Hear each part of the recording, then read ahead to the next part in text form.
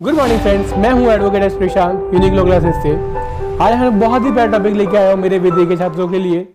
LLB द्वितीय उसके अंदर जानिए हमारे कानून के अंदर हम लोग बात करने वाले हैं। ये जो वीडियो है एलएलबी द्वितीय उसके लिए बहुत ही फायदेमंद है और ये वीडियो जरूर देखिए। ये जो महत्वपूर्ण टॉपिक जो मैं लेके आया हूँ, इंडियन पेनल कोड भारतीय संहिता भाग 4, जानिए क्या होता है सामान्य आशय। अगर चैनल सब्सक्राइब नहीं किया तो सब्सक्राइब कर लीजिएगा, पहली बार आ रहे हैं तो। अगर अच्छा लगे तो वीडियो, कोई ज़रूरी नहीं है, ठीक है। अगर वीडियो अच्छा लगे तो सब्सक्राइब जरूर कर लीजिए। फिर वीडियो की तरफ पिछले वीडियो में भारतीय संहिता के अध्याय 2 साधारण स्पष्टीकरण के अंतर्गत संहिता के भीतर बताए गए कुछ विशेष शब्दों का उल्लेख किया गया था। इस वीडियो में अध्याय 2 के ही एक महत्वपूर्ण विषय की सामान्य आशय पर टिप्पणी की जा रही। मैं आपको सामान्य आशय मतलब जनरल आशय क्या होता है आपका, उसके बारे में बताने वाला हूं। लोग सामान्य आशय के बारे में बात करेंगे।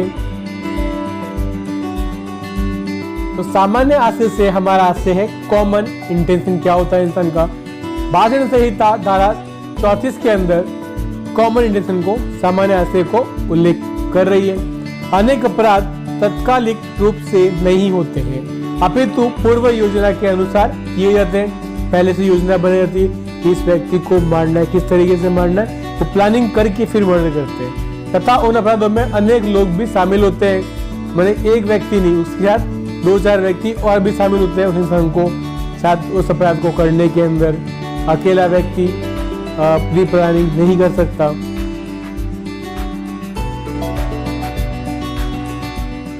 सभी लोगों को उस अपराध को करने में कुछ न कुछ योगदान तो होता ही है। अपराध विधि के समान आशय का महत्वपूर्ण स्थान है कि सामान्य आशय के बगैर आपराधिक विधि की कल्पना की जाना कठिन है, क्योंकि ऐसे अपराध जो बहुत सारे व्यक्तियों द्वारा मिलकर किए जाते हैं, उन अपराधों में अंतर्गत अपराधी को दंडित किया जाना दुर्भर हो जाता है। सामान्य आशय से ऐसे अपराधी को दंडित करने में सहायता करता है जो सब मिलकर किसी एक कार्य को करते हैं। जैसे ए और बी दोनों मिलकर सी का मर्डर करना चाहते हैं तो दोनों को सजा होगी। भले ए ने मर्डर किया और बी ने उसका सिर्फ साथ दिया है तो उसे भी सजा मिलेगी। तो एक एग्जाम्पल से बात करेंगे, एक उदाहरण से। जैसे कि क्रिकेट में, खेल में 11 खिलाड़ी होते हैं और मैदान में खेल खेलते हैं। सभी खिलाड़ियों का आशय सामान्य होता है कि कोई भी खिलाड़ी उस आशय से विपरीत नहीं जाता है। सभी खिलाड़ियों को केवल एक ही आशय होता है कि विरोधी टीम को हराकर जीतना है। हर एक खिलाड़ी अपना योगदान विरोधी टीम को हरा देने के हेतु ही देता है।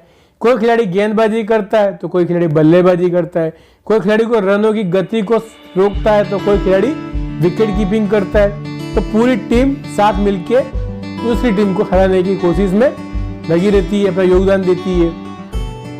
उसी प्रकार अपराध में भी एक व्यक्ति अकेला किसी भी चीज को अपराध करने के सक्षम नहीं होता है, उसके साथ और भी व्यक्तियों का कुछ न कुछ उस चीज के बारे में उसका सहयोग होता है और उन लोगों को भी दंड अवश्य मिलता है आईपीसी के तहत। विरोधी टीम को हरा देने की क्रिकेट का खेल रहे सभी खिलाड़ियों का आशय सामान्य होता है। कोई भी खिलाड़ी इस उद्देश्य से नहीं खेलता कि विरोधी टीम जीत जाए, अर्थात हर एक खिलाड़ी अपनी टीम को जीतने के उद्देश्य से खेलता है। तो ये उदाहरण आप लोगों को समझ में आया होगा। आपको समझाने की कोशिश क्या कर रहा हूँ कि कोई भी अपराधी अकेला अपराध नहीं करता, उसके साथ 2-4 लोग और मिलके पहले से प्लानिंग करते हैं किसी व्यक्ति के साथ, तब वो उस अपराध को करते हैं।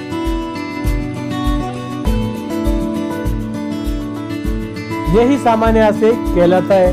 सामान्य आशय को अपराधी दंड विधि में अत्यंत महत्वपूर्ण स्थान दिया गया है धारा 34 के तहत, क्योंकि हत्या, मर्डर, लूट, डकैती, बलात्कार जिसे अनेक अपराध हैं जो एक से अधिक व्यक्ति द्वारा पूर्व से योजना बनाकर कार्य किए जाते हैं तथा कभी कभी तात्कालिक रूप से भी ये अपराध हो जाते हैं। अचानक से भी लोग ये अपराध कर देते हैं।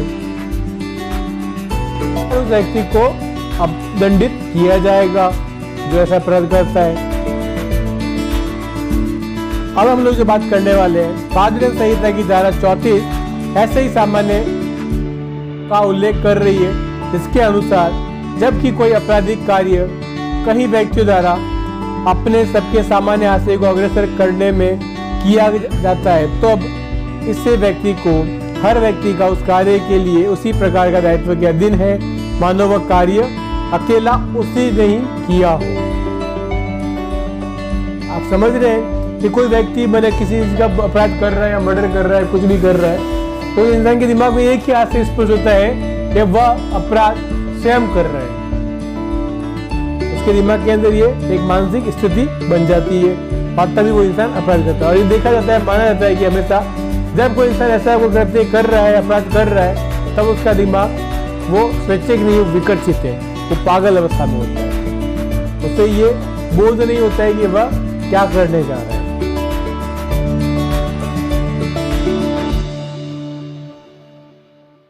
भारतीय दंड संहिता की धारा 34 अत्यंत व्यापक रूप से सामान्य आशय की परिभाषा को स्पष्ट कर रही है। इस धारा के अनुसार सामान्य आशय कोई अपराध नहीं है, अर्थात यह कोई ऐसा कार्य नहीं है जिसमें सजा का उल्लेख हो, जिसे दंड का कोई भी प्रावधान हो।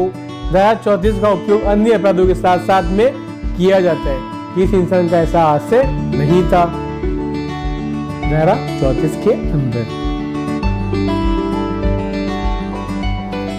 जैसे कि हम लोग जानते हैं कि एक से अधिक व्यक्तियों ने मिलकर कोई हत्या अपराध कारित किया है, ऐसी स्थिति में इस स्थिति में धारा 34 की भी सहायता ली जाएगी।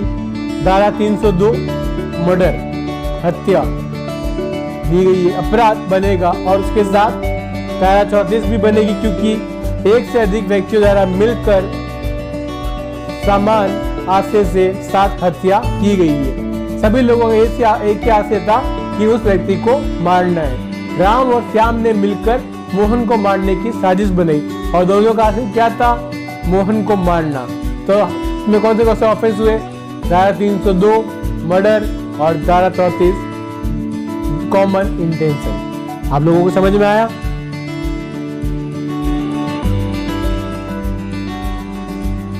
पूर्व योजना के अनुसरण में कार्य करना सामान्य आशय होता है।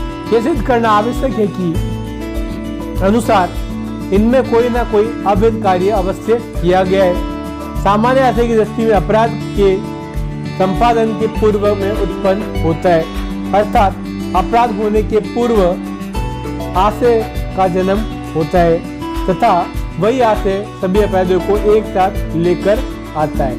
किस व्यक्ति की हत्या करनी है या 4-5 लोगों ने मिलकर बनाया कि उस लड़की का बलात्कार करना है, तो बलात्कार का जो ऑफेंस है धारा 375 और धारा 376 के अंदर उसका दंड दिया गया है। क्षेत्र ए बी सी डी के अंदर सब सेक्शंस दिए गए हैं, उसको आप स्टडी कर सकते। उसके लिए स्पेशल मैंने वीडियो यूट्यूब पे डाला गया है, उस वीडियो को आप देख सकते हैं।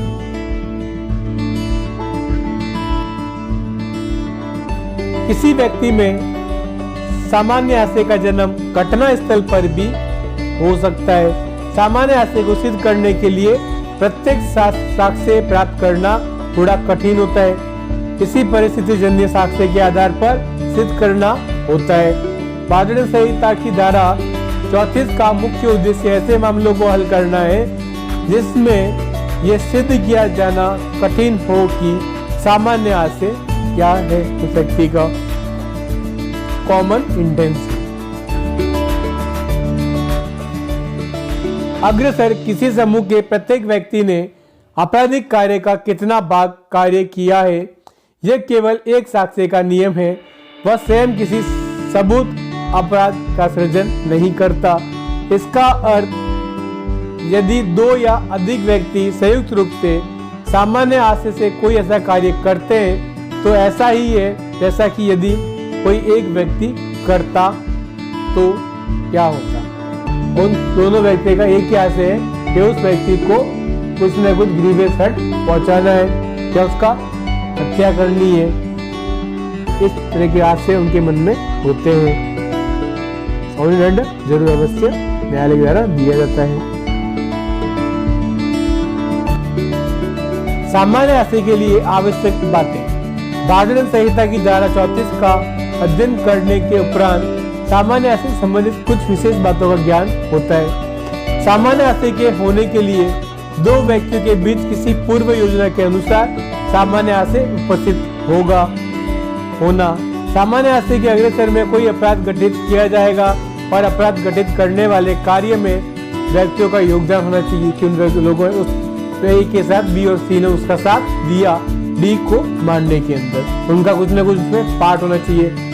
जैसे उसको बंदूक लाके दी, उसे एक कार लाके दी उस व्यक्ति को मारने के लिए, कार से उसको कुचल दे, तो ये सारा उन्होंने योगदान किया उस व्यक्ति को मारने के लिए, उनका कुछ योगदान है, उन्होंने अपराध कारित किया। उन अपराधियों को कोर्ट के द्वारा सजा मिलेगी और उनका ये क्या था कि डी की हत्या की जाए।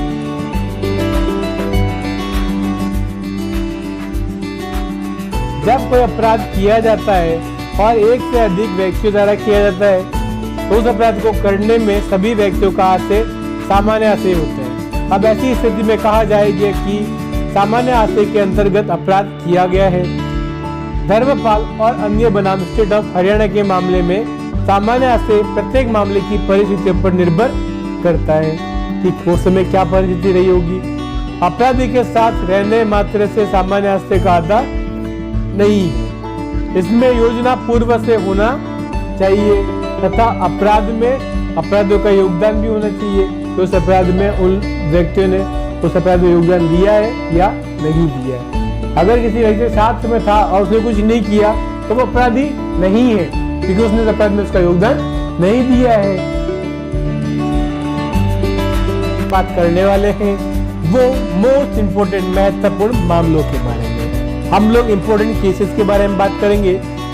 नंबर 1 जो केस है AIR 1983 SSC के प्रकरण में यह कहा गया है कि अभियुक्त के साथ घटना स्थल पर उपस्थित होने मात्र से किसी व्यक्ति को सामान्य आशय के अंतर्गत दोषी नहीं ठहराया जा सकता। जहां अचानक कोई घटना घटी हो और उसके लिए अपीलार्थी एक 15 वर्षीय बालक का पिता व भाई जिम्मेदार हो, वहां उस 15 वर्षीय बालक को मात्र इसलिए अभियुक्त नहीं माना जा सकता क्योंकि वह उसके साथ होने में सामान्य आशय से था। उसका ऐसा कोई आशय नहीं था कि वह उस व्यक्ति की हत्या करे।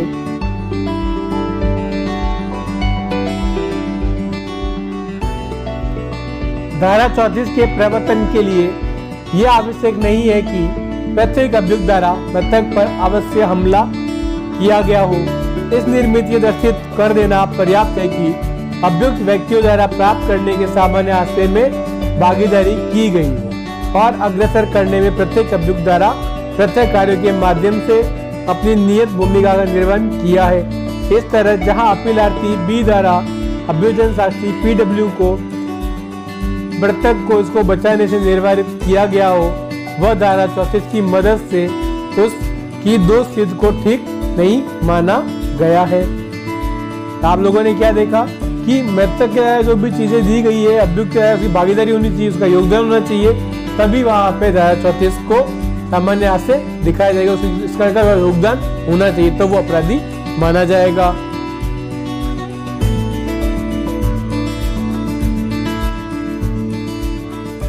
सामान्य आशय के आत्मनिष्ठ तत्व का उद्देश्य पूर्वक अनुचिंतन अपराध के अनुक्रम में किए गए अभियुक्त के आचरण से किया जा सकता है कि और उन्हें लोगों के साथ अपराध कार्य में भाग लेना पर्याप्त नहीं है। सामान्य आशय का जन्म, उसका विकास झटपट तत्काल हो सकता है। सामान्य आशय का तात्पर्य पूर्व वैसी योजना, ऐसी कोई योजना बनाई गई हो जिस योजना से उस व्यक्ति का हत्या करना या बलात्कार करना या डकैती करना, लूट करना, उसके अनुसार मिलकर ऐसा कोई सामान्य आशय के साथ सब लोगों का एक ही आशय हो कि मुझे चोरी करनी, डकैती करनी है, परंतु उससे अपराध किए जाने के समय बिंदु पूर्व होना चाहिए। मैंने अपराध से पहले वह योजना आपको होनी चाहिए, वो योजना की गई है, तभी वह सामान्य आशय धारा 34 के अंतर्गत आएगा।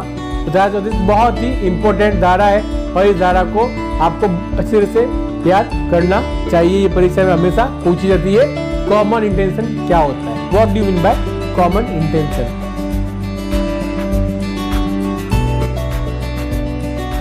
सामान्य आशय का अनुमान अभियुक्त से कार्य आश्रम से तथा मामले की अन्य सुसंगत परिस्थितियों से जुड़ी हुई होती है, वह परिस्थिति की क्षमता पर ध्यान देना चाहिए। अब तक के अध्ययन से ये बात स्पष्ट हो चुकी है कि सामान्य आशय को सिद्ध करना कठिन आवश्यक है, परंतु साक्षी यदि परिस्थिति जन्य उपलब्ध है तो ऐसी परिस्थिति में सामान्य आशय साबित किया जा सकता है कि ऐसी परिस्थिति में वो इंसान उसके हाथ में था। ऐसी सुसज्जित जो परिस्थिति जो घटना स्थल पे जो हुई, उस व्यक्ति को मारने के क्रम में किस हथियार का प्रयोग किया गया और उसके कौन कौन व्यक्ति शामिल थे उस अपराध के अंदर, उन कड़ियों से कड़ी जुड़ती हुई अपराधी को उस सजा तक पहुंचाएगा। उसे दंड जरूर अवश्य न्यायालय के द्वारा दंडित किया जाएगा उस अपराध के अनुसार। कोई कार्य सामान्य आशय को अग्रसर करने में किया गया है अथवा नहीं, यह निर्भर करता है सामान्य आशय और कार्य की प्रकृति क्या है। यह प्रश्न तथ्य का है कि विधि का नहीं। धारा 34 उल्लेखित सामान्य आशय एक तथ्य का प्रश्न है और उस अनुसंधान तथ्यों को परिस्थितियों में किया जा सकता है कि उस समय उस अपराधी की क्या परिस्थिति रही होगी, उसके बारे में उसका क्या आशय था और वो उसे मारना चाहता था या अनजाने में उससे हो गया, वह सारी परिस्थिति देखी जाएगी। मगर उसे दंड तो अपराध तो किया है तो उसे दंड तो अवश्य मिलेगा। क्योंकि किसी इंसान ने ऐसा कहा कि मैंने किसी का मर्डर किया, वो अनजाने में हो गया, तो अनजाने में तो कोई किसी का जान से किसी की लेगा नहीं, उसे तो अपराध तो किया है तो उसे सजा अवश्य मिलेगी। नंबर 2, राणा प्रताप बनाम हरियाणा राज्य 1983 SSC 327 के प्रकरण में कहा गया है कि जहां तक उपस्थिति के उसे यह अभियुक्त का हत्या करने का सामान्य आशय साबित नहीं होता है, वहां उसे धारा 34/302 के अधीन दोष सिद्ध नहीं किया जा सकता। परंतु यदि पूर्व कार्य करने के सामान्य आशय के रूप में साबित हो जाता है तो उसे धारा 326 के अधीन दोष सिद्ध किया जा सकता है। तो धारा 34 के अंदर 326 के अंदर उसे दोषी सिद्ध किया जाएगा, उसे दंडित किया जाएगा, उसको सजा मिलेगी।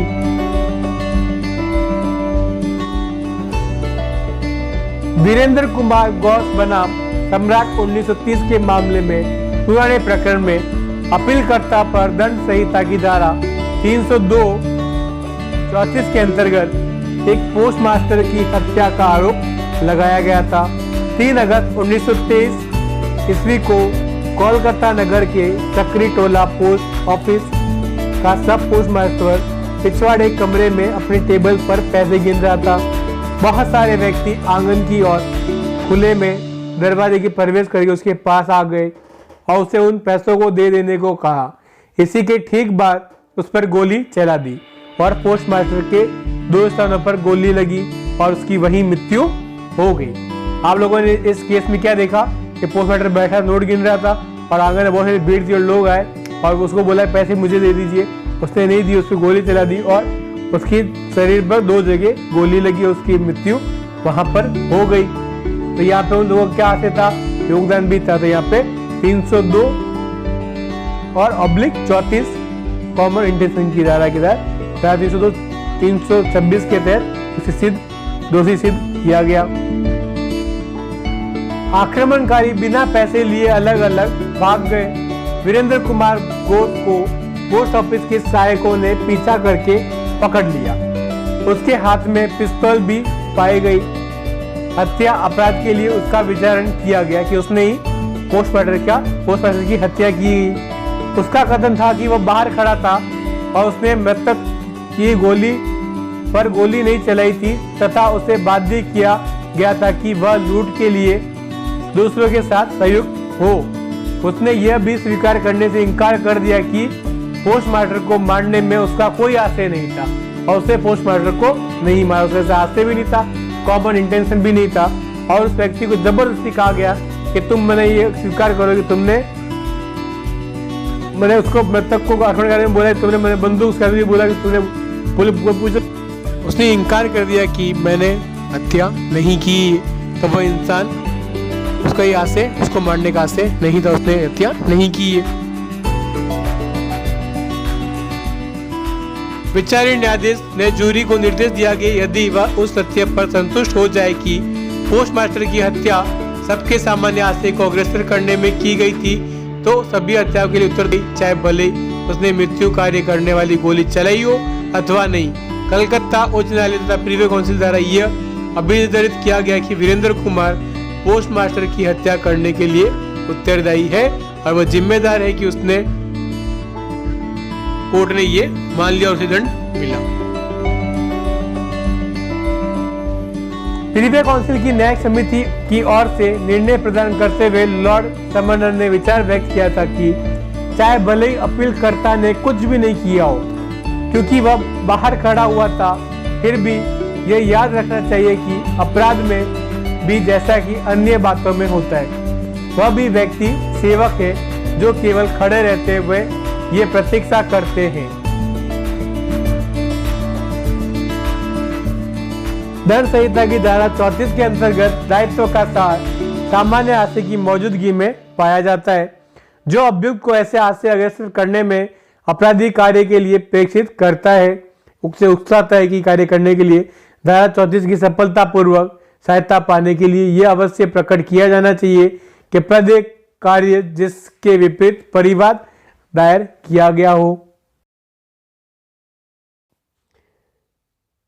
है। अभियुक्तों में से किसी एक द्वारा अपने सबके सामान्य आशय को अग्रसर करने में किया गया है। यदि ऐसा प्रतिस्थापित हो जाता है तो उनमें से हर व्यक्ति पर आपराधिक दायित्व उसी प्रकार आरोपित किया जाएगा मानो वह कार्य उसी ने किया है। वह कार्य उसी ने अपराध को किया तो उसे दंड जरूर मिलेगा और उसका उत्तरदायित्व है।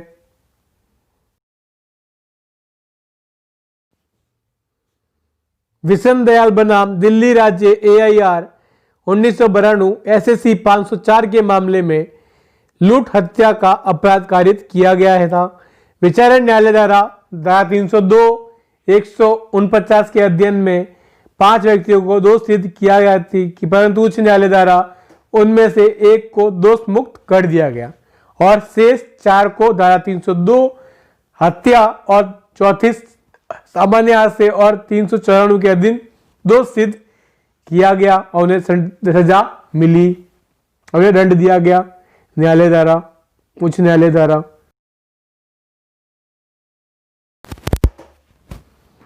मृतक की बाही भुजा ऊपरी पार्श्व भाग में जो चोट पाई गई थी वह मृत्यु कारित करने के लिए पर्याप्त पाई गई। इन चारों में से किस अभियुक्त ने चोट कारित की थी ये ज्ञात नहीं हो सका। चाकू की चोट खाने के बाद मृतक उस स्थान से लगभग 106 कदम चलकर गया था। यह भी पोस्टमार्टम रिपोर्ट में आया। उच्च न्यायालय का यह दृष्टिकोण था कि किसी भी साक्षी को मृतक को लगी क्षति के प्राणघातक होने की आशंका नहीं थी और क्योंकि मृतक चल सकने की स्थिति में था, उन अपराधियों को लगा कि ये चलने की स्थिति में है और उन्हें आशंका नहीं थी कि ये इनकी चोट की वजह से उसकी प्राणघातक ऐसा उनको नहीं लगा कि किसी की जान चली जाएगी। उनको ऐसा आशय उन्हें ऐसी आशंका नहीं थी कि क्योंकि उनको लगा कि मृतक चलने की स्थिति में तो सामान्य स्थिति में होगी। उनको आशंका नहीं थी कि उनके ऐसी चोट करने से उस व्यक्ति की जान जा सकती है और उसकी हत्या हो सकती है। उस हत्या के अपराध में धारा 302-34 के अंदर उन्हें अपराध से दंड दिया जाएगा, दंडित किया जाएगा। इस परिस्थिति और सत्य की प्रकृति दृष्टिकोण से उच्च न्यायालय द्वारा यह भी निर्धारित किया गया कि उच्च न्यायालय द्वारा यह दृष्टिकोण अपनाने में गलती की गई है। अभियुक्तों का सामान्य आशय मृतक की मृत्यु करना ही था ताकि मामले को धारा 34 के अधीन लाया जा सके। धारा 302-34 के अधीन की गई दोष सिद्धि को निरस्त कर दिया गया और अभियुक्तों को धारा 394 के दोषी करार दिया गया और उन्हें सजा मिली। उनका आशय ग्रीवियस हर्ट था कि उस व्यक्ति को ऐसी चोट दी जाए जिससे उसकी हत्या हो सके और वो मर सके।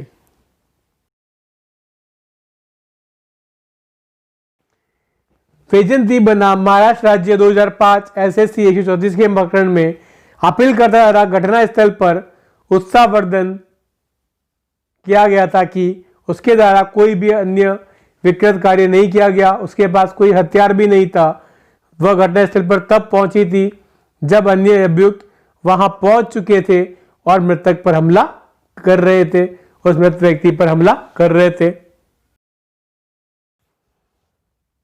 अपीलकर्ता की वास्तविक भूमिका और उन तथ्यों तथा परिस्थितियों को ध्यान में रखते हुए जिसमें विवाद उत्पन्न हुआ था, जिसमें मृतक के भाई द्वारा अपीलकर्ता की बहन की बेटी का सीलहरण किया गया था, यह अभिनीत किया गया कि निष्कर्ष निकालना कठिन है कि अपीलकर्ता प्रथम हत्या की एक पक्षकार थी। जो मरी थी उसका वो एक प्रथम पक्षकार थी, जिससे वो प्रश्न पूछ सकते थे कि सीलहरण हुआ है या नहीं, मगर वो तो मर चुकी है, उसकी हत्या हो गई है, तो ये निष्कर्ष निकालना थोड़ा कठिन था कि सीलहरण किसने किया, क्योंकि वो व्यक्ति ही जानता था लाइव एविडेंस, जो घटना स्थल पे वह व्यक्ति उपस्थित था जहां पे घटना हुई थी। उच्च न्यायालय द्वारा सामान्य हादसे में भागीदारी से संबंधित जो निष्कर्म इस आधार पर निकाला गया था कि अपीलकर्ता द्वारा उत्साहवर्धन किया गया, उसके द्वारा मृतक को खोजा गया, उसके द्वारा अन्य अभियुक्तों को अपराध करने में निर्वारित नहीं किया गया, सामान्य हादसे का विकास उत्तेजना को क्षण में हुआ था कि वह तथ्यों के आधार पर उचित नहीं था। धारा 34 के अधीन अभियुक्त की सहभागिता या विनिश्चय तथ्यों के आधार पर किया जाना चाहिए था। परमजीत सिंह बनाम पंजाब राज्य 2005 एसएससी के प्रकरण में अपीलकर्ता के पास कोई हथियार नहीं था, जबकि मुख्य अभियुक्त ए के पास अमृतधारी सिख की परंपरा के अनुसार एक कृपाण था। यह अभिनिश्चय किया गया कि अपीलकर्ता ने ए को उत्साहित करते हुए कहा कि मृतक जाने न पाए। उसने क्या कहा? मृतक जा न पाए। उसके तत्काल बाद ए ने अपनी कृपाण निकाल ली और वह मृतक के सीने और बाही भुजा में सती हत्या अर्पित की थी। उसे सीने पे और बाही भुजा पर धार से उसको धारा हत्या से मृतक की मृत्यु हो गई थी। इस परिणाम से उस मृतक की मृत्यु हो गई।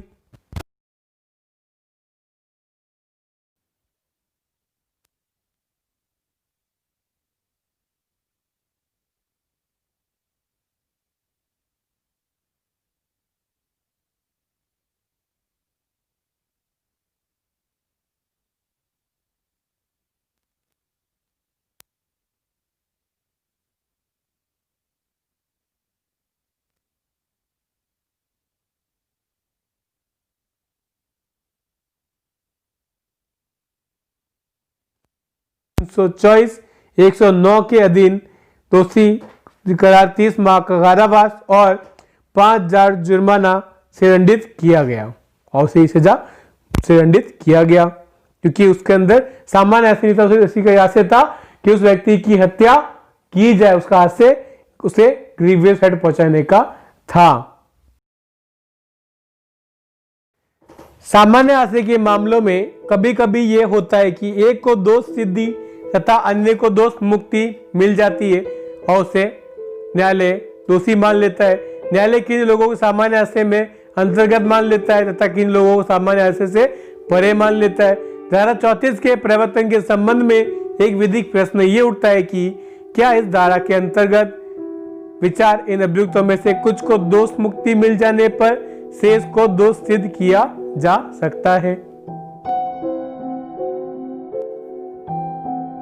उच्चतम न्यायालय ने ये प्रश्न पर प्रभु बाबाजी नावले बनाम बॉम्बे एआर 1956 के एसएससी के प्रकरण में दिया गया कि एक व्यक्ति पर धारा 302-34 के अंतर्गत अन्य नाम के व्यक्तियों के सामान्य आशय पर भागीदार बनने और अपराध कारित करने के लिए अभियोग लगाया गया। अन्य व्यक्ति को अभियोग से दोष सिद्धि मिल जाने पर उच्चतम न्यायालय ने यह अभिनिर्धारित किया कि जब तक ये साबित न हो जाए कि उसके वास्तविक हत्यारों के सामान्य आशय में भाग लिया है, उससे धारा 34 के अंतर्गत नहीं किया जा सकता कि उस व्यक्ति का वहां पे योगदान है या नहीं। उसका सामान्य आशय होना चाहिए, कॉमन इंटेंशन उसका वहां पे होना चाहिए कि उस व्यक्ति का उसकी हत्या करने का आशय है या नहीं।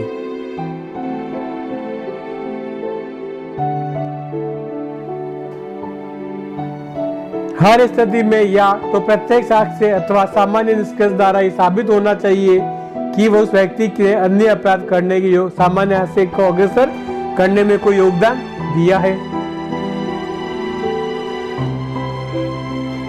जे.एम. देसाई बनाम मुंबई AIR 1960 SSC के प्रकरण में उच्चतम न्यायालय ने इस संदर्भ में धारा 34 के प्रवर्तन के लिए 3 तत्वों की आवश्यकता बतलाई है, तो उस बारे में हम लोग बात करेंगे। पहली, एक से अधिक व्यक्ति, दूसरी सभा का सामान्य आशय, तीसरी ऐसी समस्त व्यक्तियों द्वारा अपने सबके सामान्य आशय को अग्रसर करने में भाग लेना। जो अपराध कर रहे प्रकार भाग लेना शारीरिक रूप से उपस्थित होना यह आवश्यक नहीं है, अर्थात कोई व्यक्ति घटनास्थल से दूर होकर भी किसी अपराध में भाग ले सकते हैं। आपके ए ने बी से कहा कि तुम सी का मर्डर कर देना फोन पे, मैं तुम्हें 50,000 रुपए दूंगा, तो बी वहां जाके सी की हत्या कर देता है, तो ए भी उतना ही जिम्मेदार है जितना कि बी उसकी सी की हत्या करने में। तो दोनों को धारा 302 के अंतर्गत 34 के अंदर उनका आशय यही था कि सी की हत्या करना, तो उन दोनों को दंडित किया जाएगा। उन लोगों ने बी ने ए ने उसके अंदर अपराध के अंदर भाग योगदान दिया है और उसने कहा कि अगर तुम हत्या कर देते मैं तुम्हें 50,000 रुपए दूंगा, तब वह उस दंड से, उसका आशय यही था कि वो सी की हत्या करवाना चाहता था, उसे दंडित किया जाएगा। अगर आपको मेरा वीडियो अच्छा लगता है तो प्लीज एडवोकेट एस प्रशांत के चैनल को सब्सक्राइब कर लीजिए और बेल आइकन को दबा दीजिए, और आपके लिए ऐसी ही अच्छी वीडियो लाता रहूंगा। स्टे ट्यून, नेक्स्ट वीडियो में मिलते हैं। Thank you.